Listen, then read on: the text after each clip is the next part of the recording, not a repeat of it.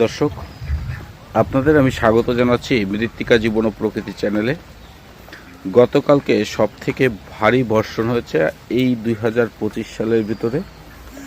এই বর্ষণে যেটা হয়েছে সেটা এখন মাছের প্রজনন মৌসুম, আর এই মৌসুমে যেটা হয় বর্ষার শেষে মাছ উপরে উঠে আসে। এবং আমার হাতে যে কন্টেনারটা দেখছেন, এটি একটি পানির বোতল। এই বোতলে অনেকগুলো মাছ আমি নিয়ে এসেছি। যেটা এসেছি সেটা হচ্ছে কিছু কই মাছ, বিশেষ করে কিছু মাছ গতকালকে আমি যখন এই বর্ষণ শেষে আমাদের ঘেরে গেছি, ঘের থেকে তখন কিছু মাছ উপর দিকে উঠে আসছিল। সে কয়েক হাজার মাছ হবে হয়তো।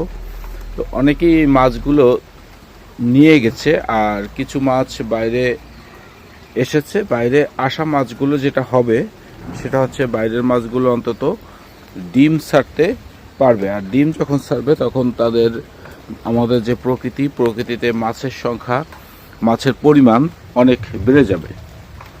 তো আমরা আজকে সেখান থেকে আমি কিছু মাছ নিয়ে এসেছি। এই যে এখানে দেখছেন যে একটি হাউজ, এই হাউজে হাঁস থাকে। হাঁসের গোসল করার জন্য এটা করেছি। তবে আজকে হাউজে কিছু মাছ ছাড়বো, দেখা যাক এই মাছগুলোর স্বাস্থ্য কি হয়। আর অল্প পানিতে যেহেতু এরা ডিম ছাড়ে, এখানে ডিম ছাড়ে কিনা এটা হচ্ছে দেখা মূল উদ্দেশ্য। তো একদিন আমি এই পাত্রে মাছগুলো রেখেছি, তাতে মাছগুলো অনেকটা, যেহেতু একদিন আমি এই পাত্রে মাছ রেখেছি সেহেতু মাছগুলো দুর্বল হতে পারে।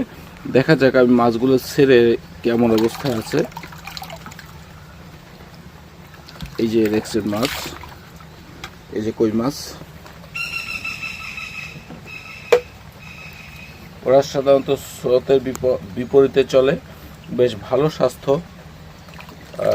এই যে কয়েকটা কই মাছ,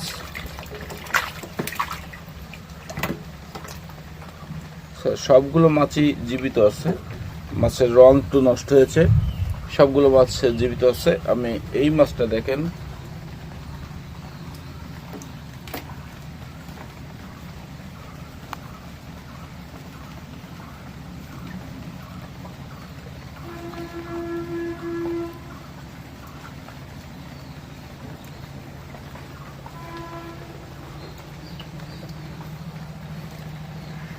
আরো কিছু মাছ এই যে সাঁতার কাটা শুরু করেছে।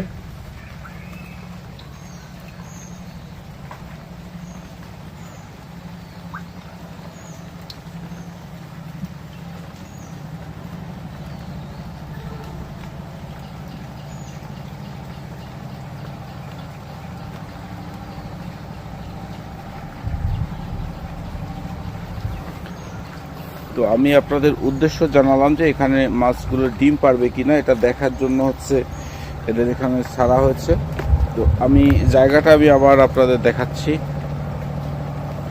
এই যে হাউস, এটি কিছুদিন আগে তৈরি করা হয়েছিল হাঁসের গোসলের জন্য। হাউসটা বেশ বড়। তো এই ধরনের হাউজের ভিতরে এমনি মাছ চাষ করা যায় বা মাছের ডিম ফুটানো যায়, দ্বৈত উদ্দেশ্যেই এটা করা। তো আজকে দিয়ে গেলাম কিছু কই মাছ, এখানে মেল ফিমেল উভয় আছে, 12টা মাছ।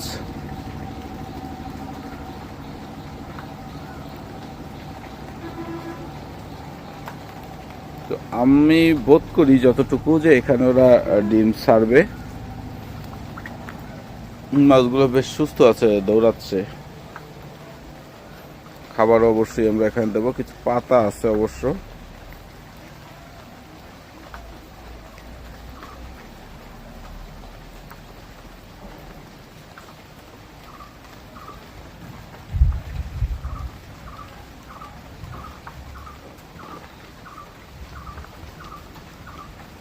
এটা হচ্ছে এরা প্রজনন মৌসুমে যেটা হয় সেটা হচ্ছে লাইন দিয়ে চলে। অলরেডি লাইন দিয়ে চলা আরম্ভ করেছে। ছাড়ার সাথে সাথেই বোঝা যায় যে এরা এই ছিপছিপে পানিতে অবশ্য প্রজনন ঘটাতে সক্ষম হবে আশা করি।